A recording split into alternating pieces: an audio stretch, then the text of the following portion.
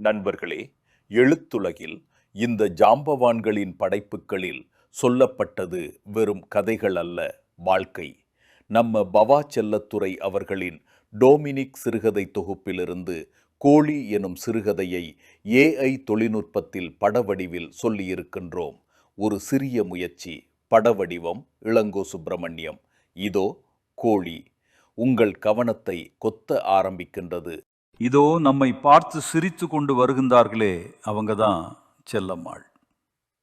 அந்த ஊரில் நிகழும் எந்த ஒரு நல்லது கெட்டதுகளிலும் செல்லம்மாள் இல்லாமல் எதுவும் நடந்தது இல்லை. அணையா விளக்கு மாதிரி செல்லம்மாள் வீட்டு அடுப்பும் கூட அணைந்ததே இல்லை. எப்போதும் உலை கொதித்து கொண்டுதான் இருக்கும். யார் எப்பொழுது வந்தாலும் செல்லம்மாள் அவர்களை ஒருவாய் சாப்பிடாமல் அனுப்பி வைத்தது கிடையாது. பழையது இருந்தால் கூட அதை தட்டில் அள்ளி போட்டு சட்டென்று மல்லாட்டை துவையல் அரைத்து பக்கத்தில் வைத்து விட்டால் போதும். பழைய இதே ஆனாலும் அமிர்தமாய் மாறிவிடும். அப்படி ஒரு கைப்பக்குவத்தை செல்லம்மாளின் சமையலில் பார்க்க முடியும். எல்லோரும் சொல்ல கேட்டு இருப்போம். எம்ஜிஆர் வீட்டிற்கு போனால் சாப்பிடாமல் யாரையும் அவர் வழி அனுப்பி வைத்ததே இல்லை.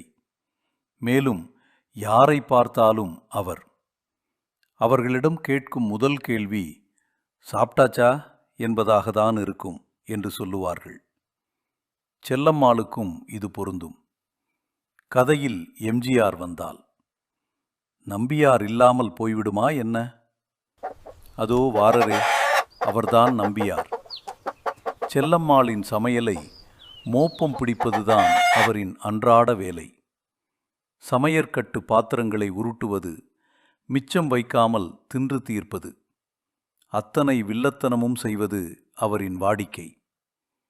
இவர்கள் இருவரும் நேருக்கு நேர் மோதிக்கொள்ளும் போதெல்லாம் செல்லம்மாள் சொல்லும் வசனம், தோ பாரு, என்கிட்ட ஆட்டம் காட்டாதே. ஒரு நாள் இல்லைனாலும் ஒரு நாள் உன்னை அறுத்து குழம்பு வச்சிருவேன். நம்பியார் இதற்கெல்லாம் அசைந்து கொடுத்ததே இல்லை. செல்லம்மாவை பற்றி இன்னொரு ஊரறிந்த ரகசியம். 5ஆம் வகுப்பை கூட தாண்டாத செல்லம்மாளை ஊரே டீச்சர் அம்மானு தான் கூப்பிடும்.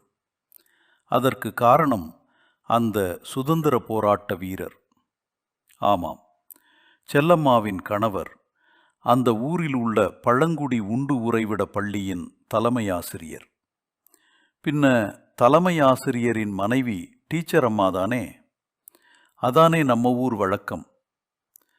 அந்த சுதந்திர போராட்ட தியாகி தலைமை ஆசிரியர் வீரையாவை பற்றி சிறுகுறிப்பு வரகே என்று சொன்னால் அவரது கோபத்துக்கு ஆளானது ஆங்கிலேயன் மட்டும் இல்லை, அவரது 12 வயது பையன் செல்லத்துரையும் தான். கொள்கைக்காக கதர் உடுத்தினாலும் கதிரில் உள்ள முரட்டுத்தனம் அவரது குணத்திலும் உண்டு. தப்பு செய்தால் அவருக்கு பிள்ளையும் வெள்ளைக்காரனும் ஒன்றுதான் துரத்தி துரத்தி அடிப்பார். கடந்த 2 நாட்களாக நல்ல மழை பெய்து கொண்டிருந்தது. ஊரெல்லாம் வெள்ளக்காடாகி போனது.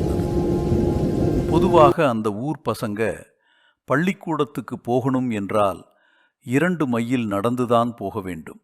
தினமும் சைக்கிளில் போகிறவர்களுக்கு ஒரு சலாம் போட்டு லிஃப்ட் கேட்டு போவார்கள். செல்லத்துரையோட சாய்ஸ் மோட்டார் சைக்கிள் தான். இன்று மழை என்பதால் ஒரு வண்டியும் கண்ணில் படவில்லை. மழை ஒரு அதிசய கலைஞன். சாதாரண காட்சியை கூட மிக அழகாக மாற்றிவிடும். அப்படித்தான் தரைப்பாலத்தில் முழங்காலுக்கு மேல் தண்ணீர் ஓடுவதை வேடிக்கை பார்த்து கொண்டிருந்தபோது சட்டென்று தனது மனைவியை தோளில் சுமந்து கொண்டு சென்றது ஒரு ரம்மியமான மழைக்காட்சி. பள்ளிக்கு செல்ல முடியாமல் வீடு திரும்பும் செல்லத்துரைக்கு ஒரு அதிர்ச்சி காத்து கொண்டு இருக்கின்றது. அந்த நாளும் வந்தது. காலையில் கொஞ்சம் மழை விட்டு இருந்ததால் செல்லம்மாள் வெளியில் அமர்ந்து அரிசி புடைத்து கொண்டிருந்தார்கள். அப்பொழுது நம்பியார் நடமாட்டம் தெரிந்தது. மெல்ல அடிமேல் அடி எடுத்து வீட்டிற்குள் நுழைவதை பார்த்த செல்லம்மாள் அதனை பின்தொடர்ந்து சென்று சட்டென்று கதவை தாழிட்டு உள்ளே சென்று வில்லனை தேடியபோது பித்தளை பாத்திரங்களுக்கு நடுவே இருந்து எட்டி பார்த்தது சேவல். செல்லம்மாள் அதனை பிடிக்க எத்தனித்தபோது அது துள்ளி பறக்க வெளியே ஓடி தப்பிக்க முயற்சி செய்தபோது கதவு தாழிடப்பட்டதைக் கண்டு அதிர்ச்சி அடைந்தது. சேவலுக்கு கொஞ்சம் உயிர் பயம் வர ஆரம்பித்தது. அதற்கு அடையாளமாக மேல் மூச்சு வாங்க ஆரம்பித்தது. பள்ளி விடுமுறை அறிவிக்கப்பட்டதால் பாதியிலேயே வீட்டிற்கு திரும்பிய செல்லத்துரைக்கு தனது வீட்டின் கதவு மூடப்பட்டு இருப்பதைக் கண்டு ஆச்சரியமாக இருந்தது. இது வழக்கத்துக்கு மாறாகவும் தெரிந்தது. மெல்ல சென்று கதவை தட்டியதுதான் தாமதம். செல்லம்மாள் கதவை சட்டென்று திறந்து செல்லத்துரையை வீட்டிற்குள்ளே இழுத்து கொண்டு திரும்பவும் கதவை மூடி செல்லத்துரையை அமைதியாக இருக்கும்படி சைகை காட்டிக்கொண்டே அம்மாவின் செயல்பாடுகள் குழப்பமாகவும் புரிந்து கொள்ள முடியாமல் இருந்தது. திடீரென்று பாத்திரங்களின் மீது வந்து விழுந்த சேவல் உயிர் பயத்தில் பறக்க முயற்சி. இப்போது இருமுனை தாக்குதல். ஆட்டம் காட்டி கொஞ்சம் குழப்பிவிட்டு தப்பித்து கொள்ளலாம் என்று பறந்தபோது ஜல்லிக்கட்டு அறிவிப்பு மாதிரி சேவல் பிடிப்பட்டது. சேவலின் சப்த நாடியும் ஒடுங்கி போனது. சேவலை பிடித்த மாத்திரத்தில் அதன் கால்களை தனது கால்களால் மிதித்து கொண்டு தலையை ஒரு திருகு, கழுக்கு என்று ஒரு சத்தம். கதை முடிந்தது. அம்மா சந்திரமுகியாக மாறினாள். ஒரு மனைக்கட்டையில் அமர்ந்து இறகுகள் பீத்து எடுக்க கோழி கரியானது. கறி மசாலாவில் மஞ்ச குளித்தது. பரபரக்க சமையல் வேலைகள் நடந்தேறியது. கோழியின் இறகுகள், குடல் கழிவுகள் அனைத்தையும் ஒரு காகிதத்தில் அள்ளி போட்டு சமையல் அறையின் அடுப்பு பக்கத்தில் சிறியதாக பள்ளம் தோண்டி மொத்தத்தையும் அதில் போட்டு முடிவிட்டு தரையை சாணமிட்டு மெழுகி செல்லம்மாள் நிமிர்ந்தபோது பாபநாசம் படம் பார்த்தது போல் இருந்தது. செல்லம்மாளின் கைப்பக்குவம் செல்லத்துரையின் நாக்கில் தென்பட்டது. பிறகு உண்ட மயக்கம், தூக்கத்தில் மூழ்கி போனார்கள். சுதந்திர போராட்ட தியாகியும் வந்தார். அவருக்கும் கோழி கறி குழம்பு படைக்கப்பட்டது. அப்பொழுது பக்கத்து வீட்டு மணியக்காவின் குரல், டீச்சரம்மா, எங்க வீட்டு சேவல்ல பாத்தீங்களா?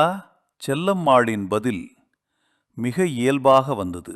மழைக்கு எங்காவது ஒதுங்கி இருக்கும், அதுவா வரும்.